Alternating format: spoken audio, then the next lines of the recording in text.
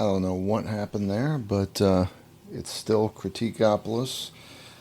I would say we're back, but it's just me on this Friday afternoon. Louisa's working, and I had about 14, 15 minutes to fill up on my contract cycle for this term. So um, I thought I'd give you guys um,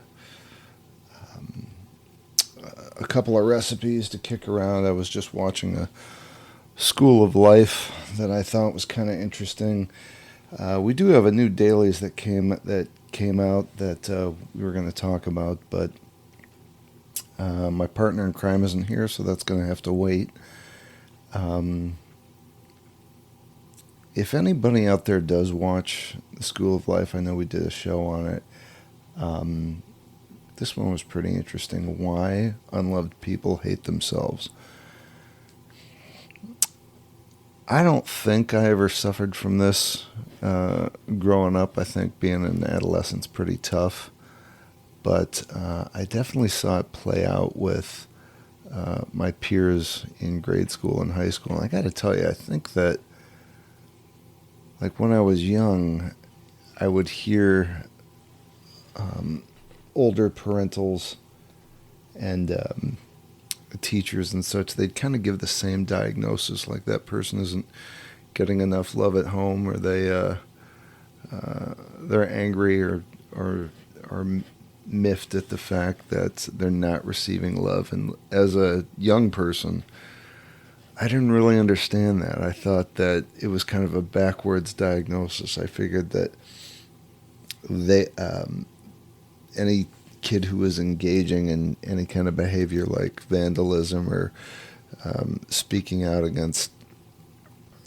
teachers or getting into fights, I always thought that I couldn't wrap my head around how that meant they weren't receiving love. I guess I just defaulted to thinking that they were rejecting it, or that it wasn't a clear parallel for why they'd be reacting this way. And it's strange, as you become an adult, like it makes perfect sense, because it's a base need that everyone has. I know I'm not covering any new ground here. I'm more, I guess, interested in the fact that perspectives can change so readily as you get older. Like, just the idea of not receiving love at home, or having parents that were either disinterested or neglectful, or just straight out mean. Um, I guess I couldn't wrap my head around how that would manifest in outward anger from a child. I think personally, if I were to receive that, I would turn it inward. I see that now, but like as a kid, I think I would have looked at it as I think I would have sought more approval. I would have sought the approval of my parents and just worked harder to get that approval, even though it wouldn't have been forthcoming. Um, Again, not really covering any psychological grounds here, and I know that it's a bit um, out of format for Critique-Opolis, but I just saw that and I couldn't. I've been thinking about it for a little while. I just figured I'd share. And Louisa's not here, so this is my time. Um, so just something to ponder. Um, Recipe today that I thought was interesting was something I don't use a lot of, and I don't bake bread, but I've had it made for me, especially at market. Um, so check this out if you're interested in putting together your bread making scheme anytime this spring or summer. It's a potato caraway rye bread. I'm getting this from Nature's Golden Treasure Honey Cookbook. I don't even think this thing is in print anymore. It is so old.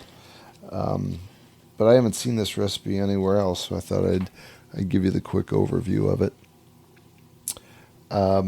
You're going to need an envelope of dry yeast, 1/3 cup of warm water, 2 teaspoons of salt, 2 tablespoons of melted bacon drippings or butter. You can tell this recipe is a zillion years old when the writer is referring to melted bacon drippings. Now, I think it's only people my age and older that hold on to that stuff. But if you do, it's an ingredient. And quite honestly, whenever I've had anything made with bacon fat as opposed to butter, it just tastes better. If you're vegetarian, I'm sorry, this isn't for you. I didn't say they all would be. 1 tablespoon honey. I would think you could just get away with the raw or the filtered raw. Again, call to action here. www at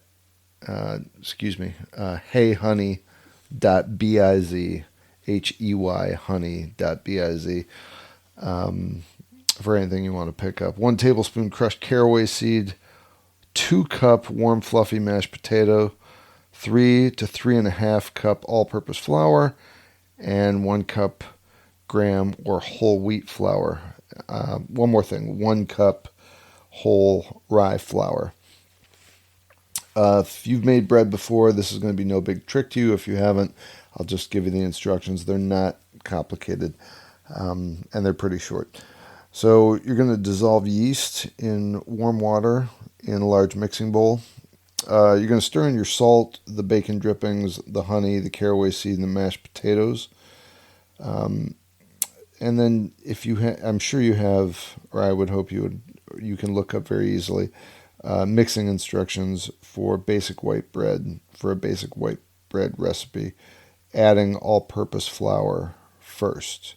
Now, if anyone's upset that I don't have the details on that, you can blame it on nature's golden treasure because they didn't give it to me. Mixture will not bubble. They make a point of pointing that out.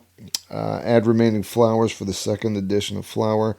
Proceed as instructed using additional all-purpose flour for kneading. Brush hot loaves with melted butter and let cool. Yields 2 loaves. You know what? They don't tell you how hot to put that on. I'll tell you what. If you've made bread before, I would just look up making a potato bread loaf and use that temperature instruction. Let's see if I've got anything else for you here. I like this one. I should have turned that off. Big apologies. This one's actually pretty worthwhile. It's an apple honey bread. It looks like it's got everything that you're going to need in terms of a recipe. 1/2 cup of shortening.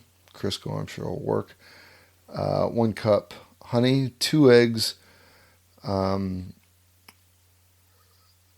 cups of pre-sifted all-purpose flour, 1 teaspoon of soda, and 1/2 teaspoon of salt, 1 cup of canned applesauce, 1 cup of chopped pecan, 1 3-ounce package of cream cheese, and 1 tablespoon of maraschino cherry juice. Instructions, again, pretty simple, but this time we do include the temperature. Cream shortening until it's fluffy. Continue creaming while adding honey in a fine stream. Add the eggs. Beat until well mixed. Sift dry ingredients together. A little unusual, but make sure you have a sifter. Add the cream mixture alternately with applesauce and then add pecans. Pour into a greased loaf pan. Definitely, that kind of goes without saying. You should have a loaf pan if you're going to make bread.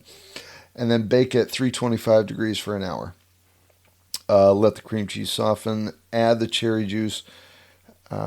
Cream to spreading consistency.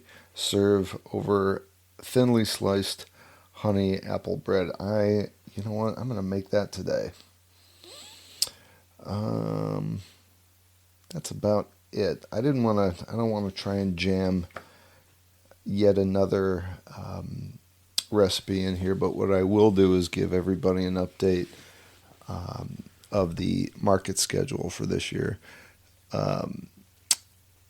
I say a lot because I have to do it from memory.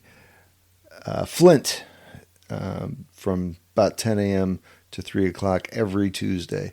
And then Wednesday, Ann Arbor Farmers Market from 7 till 3. Thursday, Sterling Heights. I believe they start at 3 and we go till 8. Friday is the wild card. We're potentially looking at another one because Dearborn is going to be very, very brief. There's only going to be 4 market days. I'm just finding this out today, so I'll keep you abreast of any changes for the 2024 Friday schedule. And then Saturday, of course, I'll be back in Ann Arbor from 7 a.m. till 3 p.m. Eastern Market on Sundays. What time? 10 till 4. But first part of the summer, May, and then end of or middle of autumn, October-ish, and a chunk of September will be in Howell. Early in the morning from, I think we start at 9 until 2. That's just to give everybody the update. Hugs and kisses. I'll try and find some better bread recipes that give us temperatures within the recipe. And yeah, that's about it for this week. I could probably hit you guys with some of the dailies things, but I don't want to leave Louisa out of the loop. She would be a little hurt by that. She's working today, but we're trying to increase our schedule of podcast uploads, so you guys can hold my feet to the fire to make sure I do that. I'm going to try and do 2 a week, just to keep our consistency up there. I just want to tell everybody thanks for listening in, and keep your nose to the grindstone, and look for us all over Michigan this coming spring and summer. Hugs and kisses. We'll talk to you soon.